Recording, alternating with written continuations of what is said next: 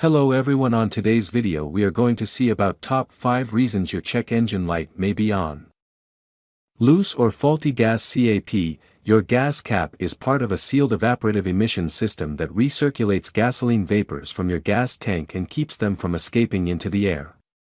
Because of this system of lines and valves is closely monitored, and one of the key sealing pieces of this is the gas cap. If you leave your gas cap off accidentally, it won't take long before the diagnostic system sets check engine light codes. These leaks in the EVAP emission control system are often grouped as small or large leaks. It's important to note that the problem is not always the gas cap, but could be one of the plastic recirculation lines, fittings, or connectors causing the leak, but more often than not, the gas cap is the culprit. 2. Oxygen sensor issues. Your oxygen sensor measures the amount of unburned oxygen in your vehicle's exhaust system. It indicates how thoroughly the air-fuel mixture burned during the combustion process. Oxygen sensors also live a hard life in 800-degree exhaust temps and are prone to fail over 80,000 miles or more. It's important to note here that there are a multitude of engine codes where the oxygen sensor indicates something is wrong, not necessarily that the oxygen sensor is bad. Be careful determining that a sensor is truly at fault, as opposed to determining something else is happening. This cannot be more apparent than in the ever-popular P0420/P0421 engine code, which is detailed here.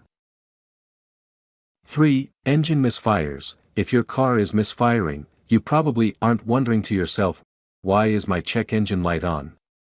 Your spark plugs ignite the air/fuel mixture in the combustion chamber of your vehicle, but if the timing of that spark, the mixture of the fuel and compression of the mixture isn't perfect, you will get a misfire.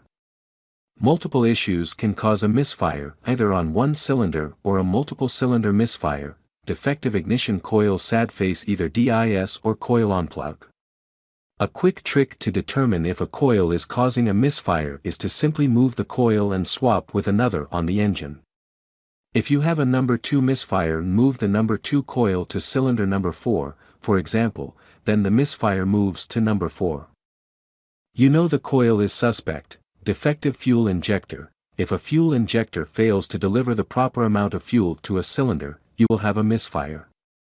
Unlike swapping the ignition coil with a neighboring coil, a fuel injector is more difficult to move. Vacuum leak. Vacuum leaks often cause multiple cylinder misfires, or lean running conditions.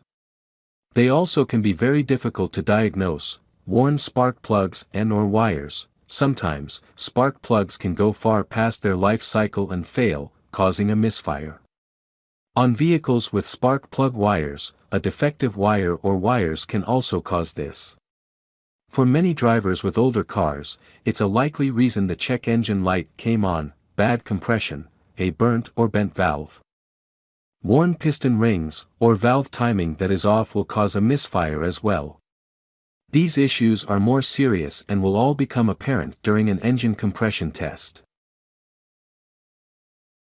4. Mass airflow sensor (MAF) troubles. Your mass airflow sensor (MAF) measures the amount of air entering the engine to determine how much fuel is needed to run your engine properly. If there are any leaks before or after the mass airflow sensor in the intake tract, a light can trigger. Mass airflow sensors are sensitive to oil, dirt, and water vapor, and any contamination on them can trigger a light.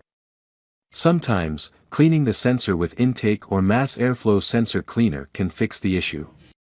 Other times, the sensor needs to simply be replaced. Be sure to check the intake ducting carefully for leaks, rips, or damage. 5.